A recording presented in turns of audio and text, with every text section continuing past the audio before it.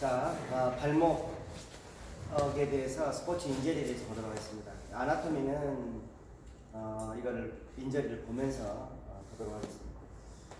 자, 일단은 우리가 이제 경기 중에 발목 부상을 매우 빈번하게 발생할 수 있습니다.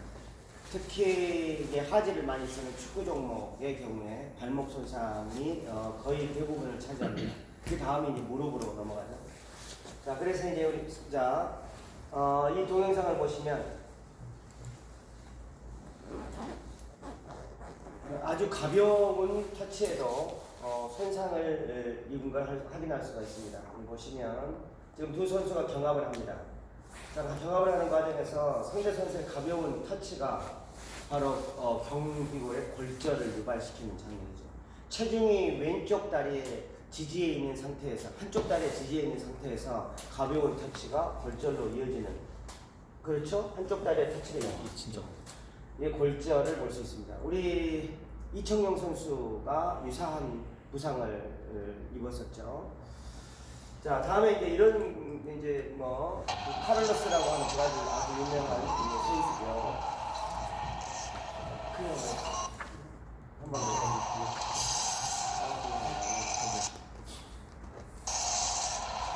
자, 이게 이제 우리가 홧김에 발로 손으로도 칠 수 있지만 발로 했을 때 발목이 부상당한다는 그런 동영상입니다. 우리가 이제 발에 대한 스포츠 손상을 보기 위해서는 먼저 이 아나토미를 알아야겠죠. 자, 이 발을 우리가 측면에서 보게 되면 이렇게 가 쪽으로 비골이 있습니다. 이게 종아리뼈라 하고, 그 다음에 이 종아리뼈 위쪽으로 정강뼈가 있습니다. 경골이죠. 경골, 비골. 자, 그 다음에 이 경골 아래쪽에는 거골이 있습니다. 이걸 목말뼈라고 얘기를 합니다. 그래서 이게 정강뼈, 종아리뼈, 그리고 이게 목말뼈입니다. 자, 이 목말뼈를 이제 원어로 탈러스라고 하는데요. 이 탈러스는 위에서 보면은 약간의 사각형, 약간의 마른 목골의 형태이고요. 그 다음에 측면에서 보게 되면 이렇게 불규칙적으로 생겼어요. 자, 그래서 이제 이 탈러스는 탈러의 위쪽을 우리가 탈러 도움이라고 해요. 탈러돔, 목말뼈 지붕이라는 얘기입니다. 자, 이 목말뼈 지붕에는 이렇게 연골이 씌어져 있습니다. 그래서 이 티비아하고 이제 관절을 이루고 있는데, 이 목말뼈 아래는 칼카네우스라고 하는 종골, 발꿈치뼈죠. 이 발꿈치뼈가 있습니다. 그래서 우리가 중력의 영향을 받는 가장 첫 번째 지면에 컨택하는 뼈는 바로 발꿈치뼈죠. 발꿈치뼈 위에 탈러스가 있습니다. 탈러스 위에 정강뼈가 있습니다. 정강뼈 위에는 뭐가 있어요? 바로 피머가 있습니다. 자, 이런 뼈가 바로 축성관절, 중력의 영향을 받는 관절이다 라고 보시면 되고요. 자, 여기 옆에 붙어 있는 종아리뼈는 옆에 붙어 있어요. 그래서 중력의 영향을 그렇게 많이 받지는 않는다 라고 이해를 하시면 되겠습니다. 그 다음에 이제 이 탈러스의 전방쪽으로는 우리가 발목뼈라고 얘기를 합니다. 이 발목뼈가 이제 위치를 하고 있습니다. 이 발목뼈는 1열, 2열이 있는데요. 앞쪽에 있는 1열은 큐네이폼이라고 해서, 큐네이폼이 3개가 있습니다. 1, 2, 3가 있고요. 자, 이게 지금 큐네이폼입니다. 1, 2, 3인데 이게 안쪽에 있다 그래서 메디알 큐네이폼이라고도 하고, 이게 미들 큐네이폼, 그 다음에 이게 레터럴 큐네이폼이라고 합니다. 또는 퍼스트, 세컨드, 서드 큐네이폼. 이걸 한국말로는 쐐기뼈입니다. 쐐기뼈. 자, 그 다음에 이제 그 2열로 보게 되면 바로 이 탈러스 바로 앞쪽으로 해가지고 네비큘라라고 하는 뼈가 있습니다. 네비큘라, 이게 이제 뭡니까? 네비큘라라는 뼈가 있고요. 그 다음에 그 가 쪽으로 해서 또 뼈가 있습니다. 큐보이드라고 하는 뼈가 가 쪽에 있습니다. 그래서 잘 보시면 여기 보게 되면 쐐기뼈의 3개는 각각의 발가락 중족골하고 하나씩 매칭을 합니다. 첫 번째 중족골에 메디알 큐네이폼 1열 직선으로 연결되어 있고요. 그 다음에 두 번째 발가락에 중족골에 미들 퀴네이폼이, 그 다음에 레테럴 퀴네이폼의 세 번째 발 중족골이 연결되어 있습니다. 그런데 네 번째하고 다섯 번째 발 허리뼈는 바로 큐보이드 한 개가 담당을 하고 있어요. 그래서 여러분들 이제 발을 만져보시면 발 가 쪽으로 중간 정도 가면 볼록 튀어나온 뼈가 하나 있으실 거예요. 그 뼈가 바로 다섯 번째 중족골이라고 생각을 하시면 됩니다. 이 다섯 번째 중족골에 피로골절이 굉장히 많이 발생을 합니다. 체중 부하를 할 때 바로 이 다섯 번째 중족골에 피로골절이 많이 발생한다. 그리고 이제 그 앞으로 우리가 눈에 보이는 발가락뼈들이 위치를 하고 있는 겁니다. 자, 잘 보시면은 여기 이제 티비아하고 피뷸라를 보시면 어떤 게 더 밑으로 내려와 있어요? 바로 피뷸라가 더 아랫방향으로까지 내려옵니다. 피뷸라가 더 아랫방향으로 내려온다 라고 보시면 되고요. 자, 그 다음에 그래서 이제 여기를 우리가 뭐라고 합니까? 말레올러스라고 하죠. 말레올러스. 이게 말레올러스라고 하는 거는 이게 이제 메디알 말레올러스, 그 다음에 이게 레테럴 말레올러스라고 얘기를 합니다. 자, 이 말레올러스가 피뷸라가 더 아래쪽으로 내려온다는 거, 이걸 기억하시고, 그 다음에 이거는 옆에 이렇게 있는 게 아니고요. 피뷸라가 더 약간 뒤쪽에 있습니다. 뒤가 쪽에 위치를 하고 있어요. 즉 여기 이렇게 있는 게 아니고 이게 후방으로 피뷸라가 더 뒤쪽에 있다는 거예요. 얘가 여기보다 좀 더 뒤쪽에 있어요.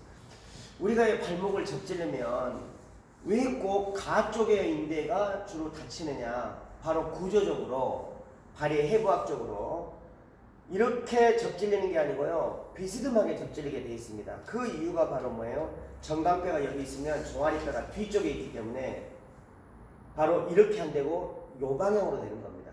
방향이 축의 방향이 이렇게 돼 있어서 이렇게 면으로 약 가 쪽으로 접지른다 이거죠. 자, 그렇게 이제 해부학적으로 되어 있습니다. 자, 지금 이거는 우리가 이제 스포츠 손상에서 아까 우리가 동영상을 봤듯이 가벼운 터치에 골절상을 입는 걸 봤습니다. 자, 그게 이제 티비오 피뷸라 프랙처인데요.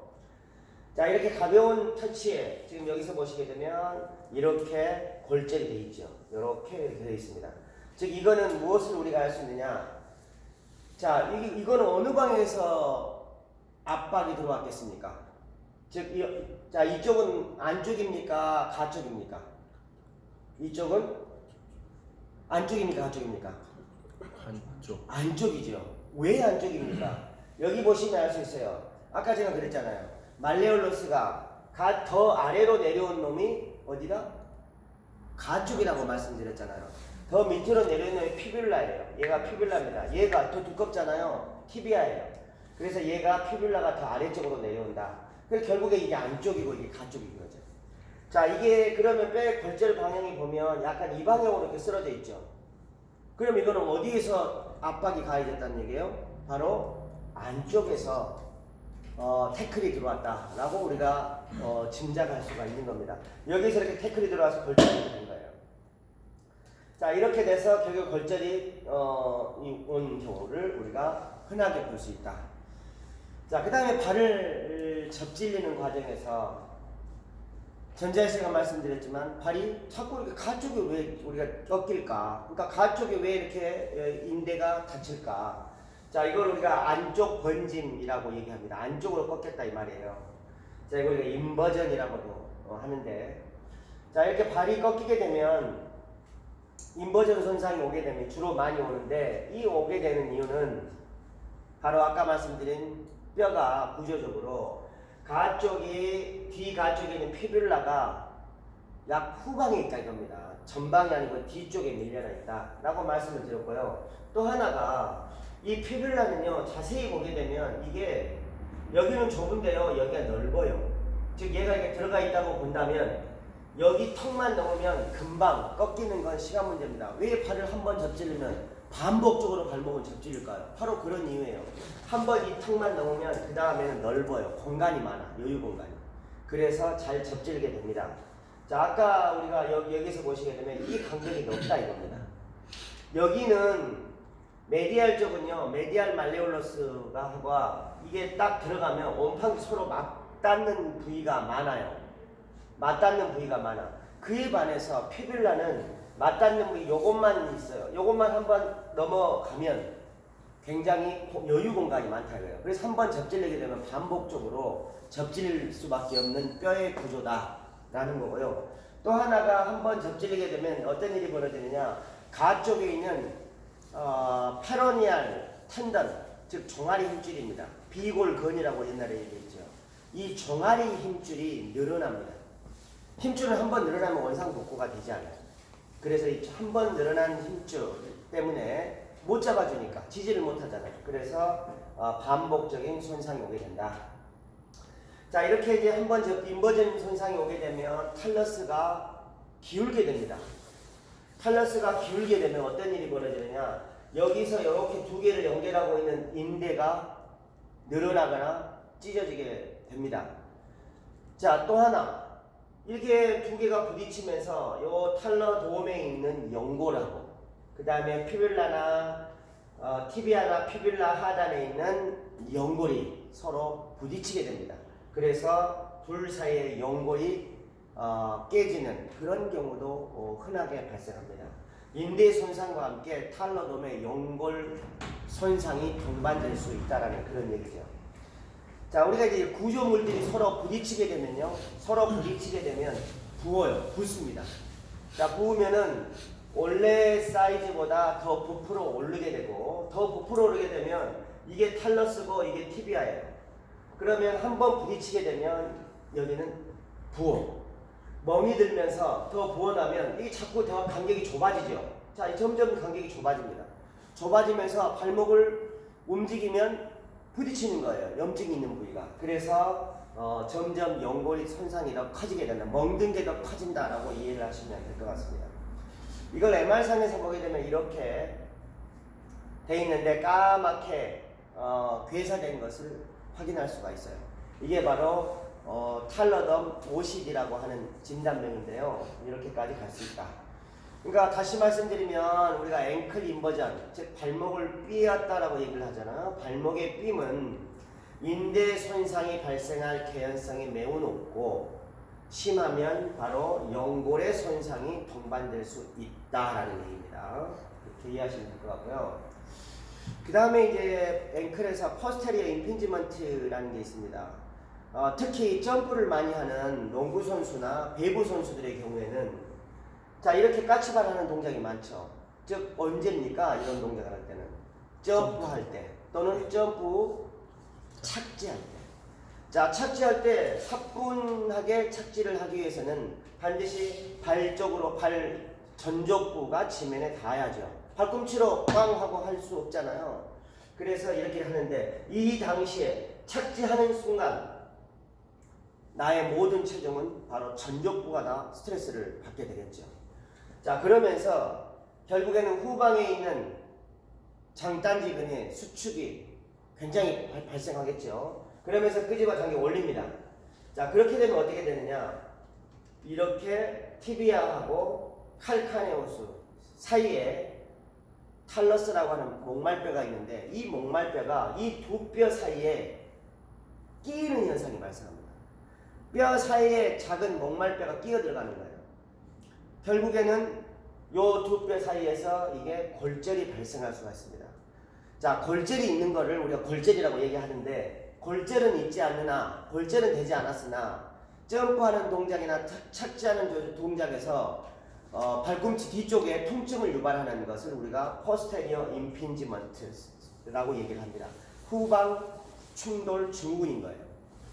그래서 이 발목 뒤쪽으로 해서 통증이 있다라고 하면 아하, 부딪히는구나. 티비아하고 칼카네우스 사이에서 탈러스가 끼어서 부딪히는구나 라고 인식을 해야 합니다. 그럼 우리가 어떤 거를 해야 되느냐, 점프하는 동작을 하지 않아야 되는 거예요. 그리고 어떻게 해야 합니까? 이 뒤쪽 부위 근육을 늘려줘야 합니다. 늘려줘야 해요. 그래야 더 부딪힘을 막을 수가 있어요. 자, 이걸 포스테리어 임핀지먼트라고 하는 거 역시 많습니다. 지금 여기 보시면 이렇게 티비아죠. 이게 탈러스입니다. 탈러스인데 요게 칼카네우스. 자세히 보시면 요게 이렇게 뼈가 하나였어요. 이 뼈가 하나여서 이게 탈러스입니다.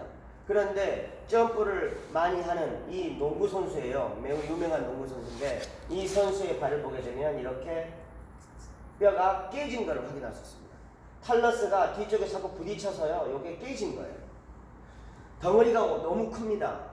그래서 이게 골절된 후에 이거를 뺄 것이냐 말 것이냐 족구 전문의께서 고민을 했어요. 뺄까 말까 고민했는데 빼지 않기로 결정을 했습니다. 왜?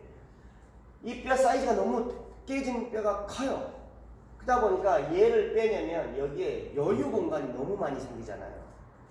그러면 여유 공간이 생기면 불안정이 동반됩니다. 그래서 발목에 불안정이 동반될 소지가 많기 때문에 이걸 빼지 않기로 했습니다.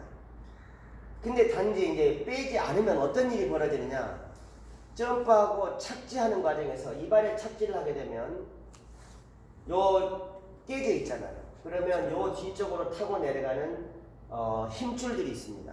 신경이나 힘줄이 있어요. 얘가 자칫 착지하는 과정에서 요 사이에 깨진 뼈 사이로 끼어 들어가면 굉장한 통증이 동반되죠.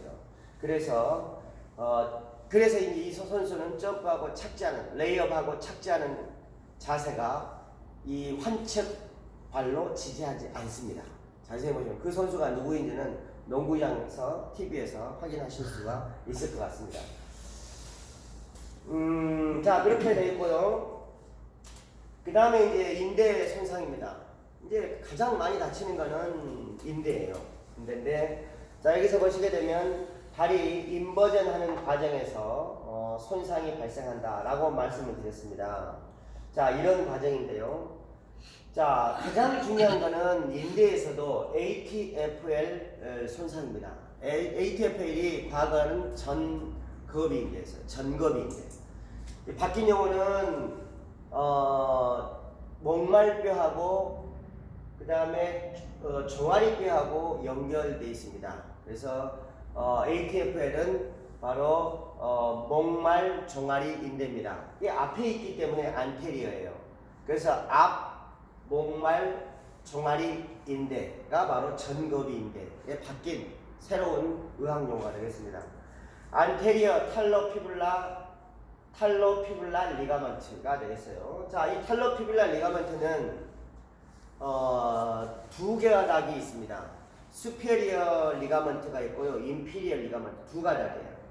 자, 이 이제 인대는 여러분들 보시면 복숭아뼈라고 얘기하는 거 있잖아요. 이게 이제 바뀌는 복사뼈인데 복사뼈 앞쪽으로 두 가닥이 있습니다. 자, 그래서 이 두 가닥 위쪽에 하나, 아래쪽에 하나 두 가닥인데 이 둘 중에 하나가 끊어진 것을 우리가 부분 파열이라 얘기를 하고요. 두 가닥이 완전히 파열된 것을 complete tear 또는 rupture라고 얘기합니다. 완전 파열이라는 얘기예요. 최근 추세는 이제 인대가 파열되더라도 수술을 하지 않는 경우가 많다고 합니다. 그런데 인대가 끊어지면 불안정하잖아요. 불안정이 동반되면 수술이 불가피합니다. 왜? 그러면 목말뼈에 염증이 생겨요. 부딪혀서 연골이 손상이 됩니다. 결국 관절염이 오잖아요. 그래서 ATFL의 불안정성만 없으면 수술을 하지 않는다 라는 거. 자, 만약에 이게 인대가 끊어졌는지를 확인하는 방법은 자 이렇게 정강뼈를 잡고 고정을 하고 발꿈치뼈를 전방으로 잡아당겨 봅니다. 잡아당겼을 때 덜컹거리는 소리가 나거나 아니면은 딸려 나오는 느낌이 나면 그러면 전거비인대 파열로 진단을 할 수가 있습니다. 이걸 안테리어 드로우 테스트라고 합니다. ADT 검사라고 얘기하죠. 자, 여기 보시게 되면 이렇게 발목의 인대가 이제 가쪽으로는 3개의 인대가 있고요. 그 다음에 내측으로는 4가닥의 인대가 있습니다. 근데 내측에 있는 4가닥의 인대는 4개의 인대가 삼각형 구조를 이루고 있기 때문에 세모인대라고 얘기를 하기도 합니다. 가쪽에는 3개의 인대가 있다 이거예요. 자, 가쪽의 인대는 아까 말씀드린 안테리어 탈로피블라 리가먼트가 가장 손상이 많이 되는 인대죠. 이게 있고 그 다음에 캘케니오 피뷸라 리가먼트가 있습니다. 이거는 이제 발꿈치 종아리 인대입니다. 발꿈치 종아리 인대. 자, 그 다음에 이제 이게 안테리어 탈로 피뷸라가 있는가 하면 당연히 포스테리어 탈로 피뷸라도 있습니다. 그래서 이 세 개를 발목의 가쪽에 있는 인대다라고 얘기를 하고 있습니다. 자, 그래서 이제 이게 보게 되면 전거비 인대는 ATFL은 요 방향으로 이렇게 두 가닥, 한 가닥, 두 가닥이 있어요. 그 다음에 종비 인대는 발꿈치에서부터 올라가기 때문에요. 약간 비스듬하게 누워 있습니다. 자, 그래서 이게 이 사이즈는 이 정도라고 합니다. ATFL은 약 10mm 정도, 1cm 정도죠. 굉장히 작고, 그 다음에 이 뭡니까? 이거는 약 13mm 정도. CFL은 라고 얘기를 합니다. 자, 그렇게 해서 이제 하는데, 이제 발목의 수술은요, 이제 많은 게 시도를, 수술이라는 테크닉은 계속 발전을 하니까.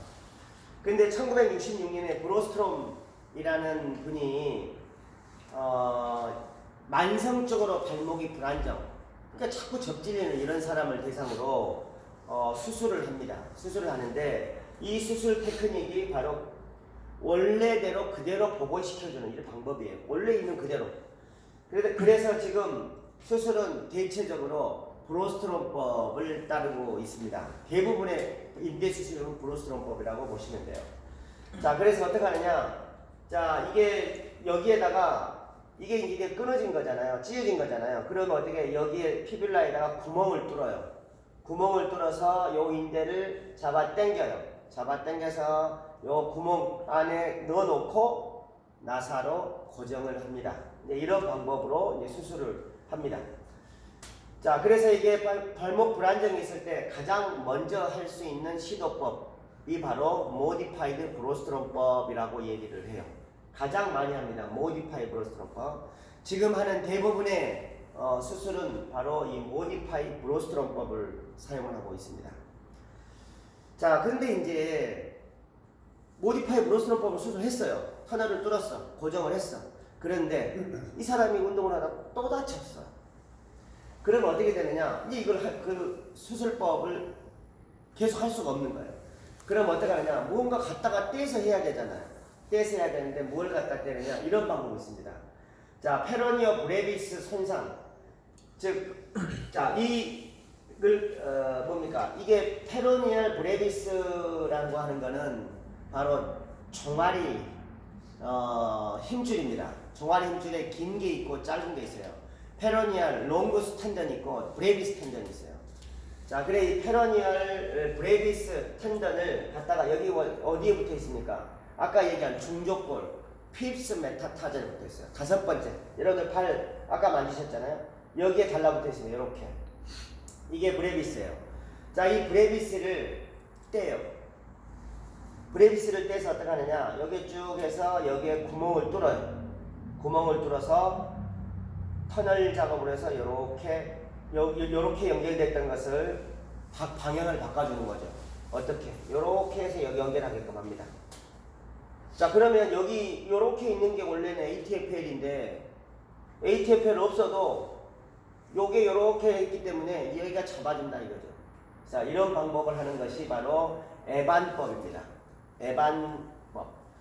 자, 이런 경우에는 어떨 때 사용하느냐? 이미 ATFL 수술이 더 이상 효력이 없을 때, 또는 ATFL 수술을 했는데 실패를 했을 때, 바로 이런 방법을 에반법을 씁니다. 그런데 이제 에반법을 하게 되면 이걸 떼야 되니까 결국에 이제 없어지는 거죠. 결국에는 요거는 페로니얼 브레비스는. 그 다음에 서브탈라 모션이 제한됩니다. 서브탈라, 탈러스하고 칼카네우스하고 둘 사이의 관절을 우리가 서브탈라 조인트라고 해요. 서브탈라 조인트의 역할은 뭐냐? 발목의 미세한 중심 잡는 거. 인버전, 이버전, 양쪽으로 측면 중심 잡는 거. 이거는 다 서브탈라 조인트가 해요. 그리고 발목은 무슨 움직임을 합니까? 발목은 바로 플란타 플렉션, 도시 플렉션 하는 움직임만 해요. 서브탈라가 대부분 뭐합니까? 인버전, 이버전. 그래서 우리가 보더블록 울퉁불퉁 하잖아요.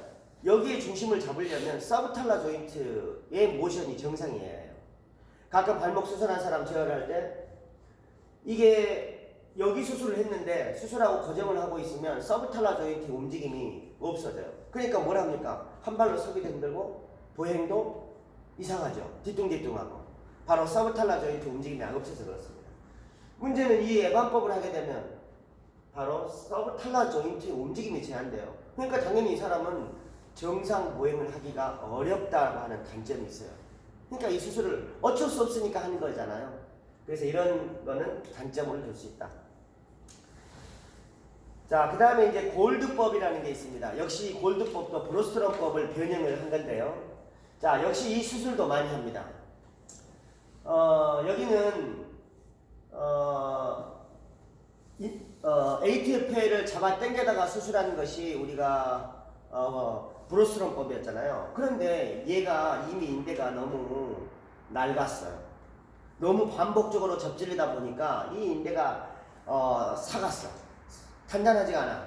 그러면 어떡하느냐? 그 인대만 가지고 잡아당겨서 고정하기가 약하다 이거예요.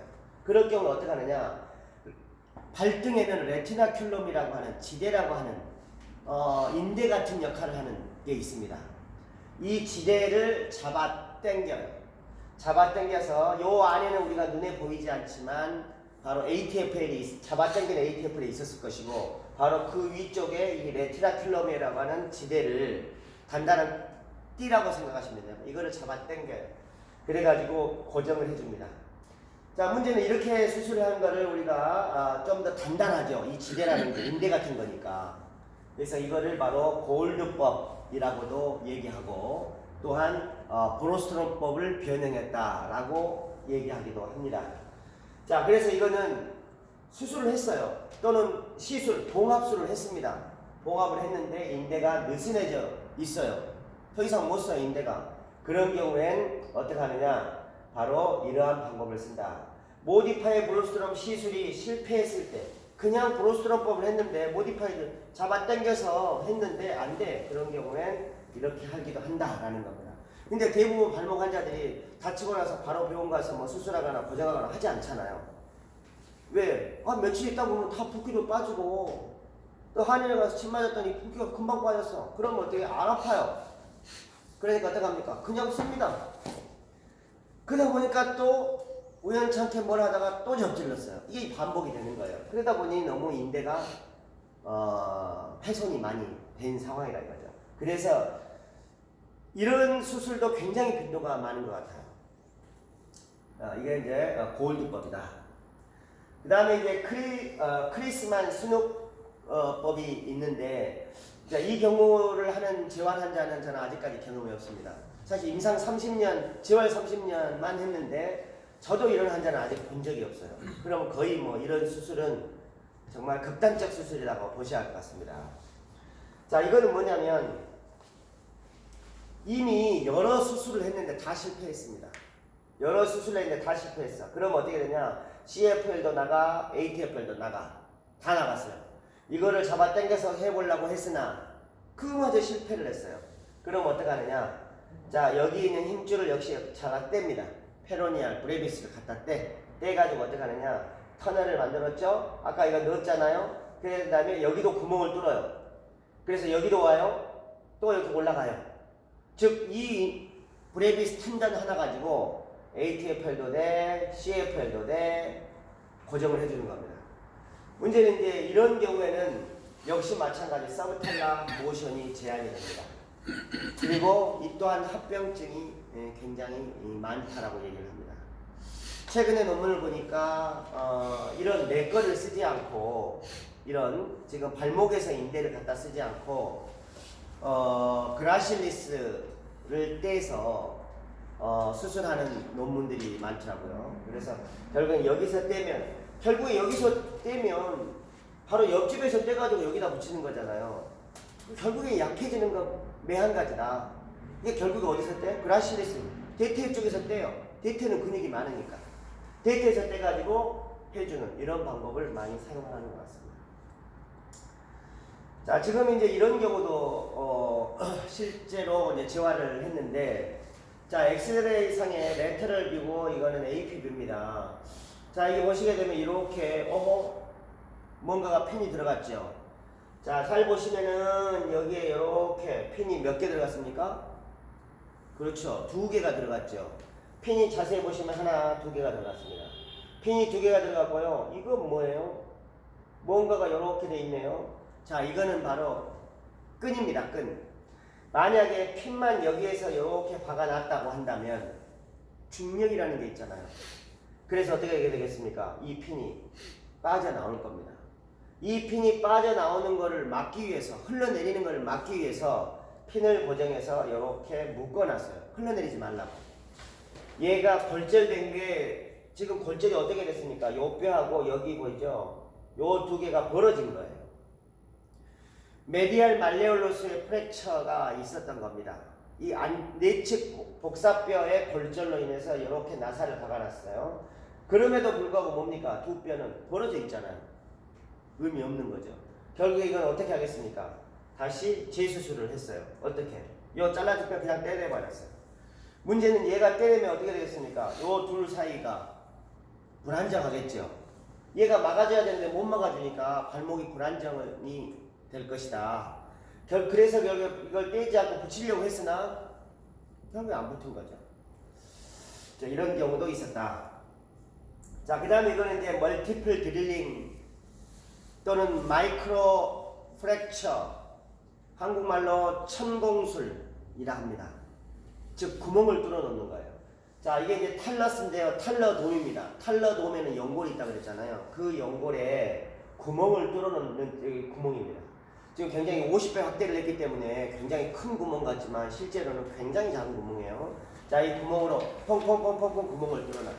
구멍을 뚫으면 자, 이 연골 조직에서 이 혈흔이 발생을 합니다. 피가 나요. 그러면서 새로운 재생세포가 태어납니다. 그래서 얘가 괴사된 부위의 연골을 새로운 연골 세포로 채워요. 그래서 하는 게 바로 이 천공술입니다. 예를 들어 이런 거 있잖아요. 흙에다가 땅에다가 구멍을 뻥뻥뻥 뚫어서 새로운 공기, 양분들이 들어갈 수 있도록 해주는 거하고 똑같은 거예요. 흙을 살리는 방법. 자, 그래서 이렇게 하는 것을 우리가 천공술이라 한다. 이제 재활할 때 이 천공술 환자가 의외로 또 좀 많습니다. 이 천공술을 했다라고 한다면 체중 부하를 바로 하는 것은 조금 미뤄야 한다. 구멍을 뚫어놨기 때문에요. 구멍을 뚫었는데 여기다 체중 부하를 했어. 그러면 이 구멍 뚫린 데 체중이라는 부하가 스트레스로 작용을 해요. 그래서 오히려 더 새로운 이 고라세포가 형성이 되지 못하고 오히려 이게 그대로 정체되거나 패이는 경우도 있다. 그래서 이런 수술을 한 경우에는 비체중 지지 운동을 해야 합니다. 즉 베드에서 하는 것을 하는 게 바람직하겠죠. 자, 그렇게 하시면 되고, 그 다음에 이제 여기 우리가 ODT라고 합니다. 자, 이 ODT라고 하는데 이거는 오스테오, 그 다음에 디스캔스, 그 다음에 온탈러스예요. 즉 아까 얘기한 박리성 골연골염입니다. 박리, 골연골에 박리가 됐다 이거죠. 이건 ODT라 그래요. 특히나 이 탈러스에서 됐기 때문에 ODT라 합니다. 만약에 탈러스가 아니고 무릎이다 그럼 우리가 일반적으로 OCD라고 얘기를 하는 거예요. 자, 이렇게 연골이 떨어져 나가는 경우입니다. 왜 떨어져 나갔겠습니까? 아까 얘기한 대로 인버전 손상이 발생한 거예요. 인버전이 발생하면 얘가 이렇게 기울겠죠. 그러면서 요 뼈와 요 뼈가 부딪히는 겁니다. 그래서 이렇게 연골에 마치 수제비 떼듯이 뼈가 깎여 나가는 거죠. 오스테오콘드라이티스 디스캔스 온 탈러스예요. 자, 여기서 보시게 되면 이렇게 탈러스가 있고 티비아, 피뷸라가 있습니다. 이렇게 연골들이 서로 맞닿아 있어요. 자, 이렇게 되어 있는 거고, 근데 이제 어느 한 부위가 스트레스를 받는다. 그러면 이 스트레스가 지속적으로 받게 되면 이렇게 떨어져 나가게 됩니다. 자, 이렇게 떨어져 나가면 어떻게 합니까? 여기다 돌아다닐 수 있기 때문에 이걸 빼내야 해요. 빼낸 다음에 어떻게 하느냐? 거기다가 구멍을 뚫어서 새로운 뼈세포가 자랄 수 있도록 한다 이 말이죠. 자, 이걸 이렇게 빼내준다 이거죠. 빼내주고 여기다가 구멍을 뚫어서 새로운 뼈세포가 자라서 근데 둔턱이 지면 안 되니까 팽팽해야 되잖아요. 그래서 해준다. 자, 이게 MR 사진에서 보게 되면 이게 탈러스잖아요. 이 탈러스인데 항상 MRI에서는 음영으로 보는 겁니다. 같은 음영이어야 하는데 여기 보면 이렇게 하얗잖아요. 이 염증이 있다는 얘기입니다. 즉 연골에 염증이 있다라고 보시면 될 것 같습니다. 자, 이 역시 매우 유명한 농구 선수예요. 자, 이 선수가 결국에는 OCD였습니다. 이게 지금 수술 전 MRI예요. 자, 이 선수가 6개월 동안 재활을 했습니다. 6개월 동안 재활을 하는데 실제로 재활센터에서 4개월을 하고요. 그리고 팀에서 2달을 했습니다. 그래서 총 6개월을 재활을 했어요. 처음에 이렇게 탈러돔에 이렇게 까맣게 멍이 들어있죠. 괴사가 온 겁니다. 이걸 우리가 ODT라고 한다 이거죠. 자, 그래서 이 ODT 또는 OCD, 연골에 탈러스에 OCD가 있었어요. 그래서 통증이 동반된 거죠. 그래서 어떻게 하느냐, 여기에다가 구멍을 뚫습니다. 천공술을 한 거예요. 천공술을 하고 나서 한 후에 이제 재활을 했어요. 재활을 해서 6개월 있다가 MRI를 또 찍었습니다. 그랬더니 어떻게 되느냐, 요게 색깔이 좀 더 돌아왔죠. 6개월이 지났음에도 불구하고 완벽하게 되돌아오지는 않더라라는 걸 느꼈습니다. 당시 이 선수의 나이가 26살입니다. 그러니까 나이가 젊을수록 회복 속도는 빠르고요. 나이가 많을수록 회복 속도는 느리잖아요. 그래서 결국에는 26 농구 선수 OCD 6개월 지나도 이 정도밖에 되지 않더라. 그러나 통증은 없었습니다. 통증 없었어요. 자, 그렇게 보시면 되고, 자, 이것도 보시면 후방에서 지금 여러분들은 보고 계십니다. 자, 이렇게 보면 여기 보시면 탈러스가요, 이렇게 갔다가 이게 평평해야 하는데 가다가 올라갔어요. 이렇게. 뭡니까? 이게? 멍이 든 거죠. 부은 거예요. 자, 이렇게 됐고 이게 쭉 올라갔어요. 그래서 이걸 어떻게 합니까? 이거를 약간 갈아서 다듬고 빼내고 합니다. 여기 이렇게 염증이 있는 걸 볼 수 있죠. 이렇게 염증이 생겼네요. 자, 이거는 이제 위에서 본 악시알 뷰인데 여기서 보시면 이렇게 탈러스를 위에서 본 거예요. 이 뼈는 뭐예요? 이 뼈가 바로 피뷸라입니다. 피뷸라. 이게 탈러스예요. 얘는 뭡니까? 얘는 티비아. 메디알 말레올러스고요. 이게 레테럴 말레올러스예요. 그럼 이 사람 이거는 오른발입니까? 왼발입니까? 오른발인가요? 왼발인가요? 왼발이죠. 메디알이고 레테랄이니까 이게 왼발이에요. 이게 탈러스입니다. 잘 보시면 여기 잘 봐보세요. 평평해야 되는데 여기 보면 이렇게 마치 뭔가가 동그란 대롱으로 밀가루에다가 반죽에다가 탁 하고 자국을 해놓은 것 같지 않나요? 자, 여기 보시면 이렇게 자국이 있는 것 같지 않나요? 그러니까 연골에 손상이 온 거죠. 자, 여기 보시면 이렇게 멍이 들어있어요. 이렇게. 자, 이게 이제 손상이 온 거라. 이거를 이제 사진을 보면 이거 OCD다. 목말배 OCD다 라고 보시면 이해를 하시면 될 것 같습니다.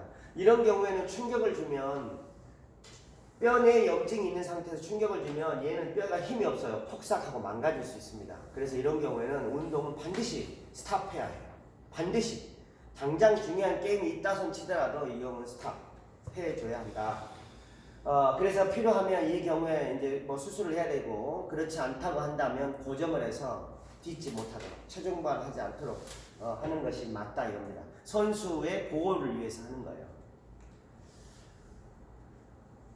자, 그 다음에 이거는 이제 칼카네우스 루즈바디입니다. 저기 뭐냐, 이게 칼카네우스잖아요. 발꿈치뼈인데 여기 자세히 보시면 여기 이렇게 연결되는 구조물이 있어요. 이게 바로 뭐죠? 이렇게 연결되는 거, 이거 아킬레스입니다. 아킬레스가 이렇게 내려오고 여기 약간 하얀색 보이죠? 이게 아킬레스예요.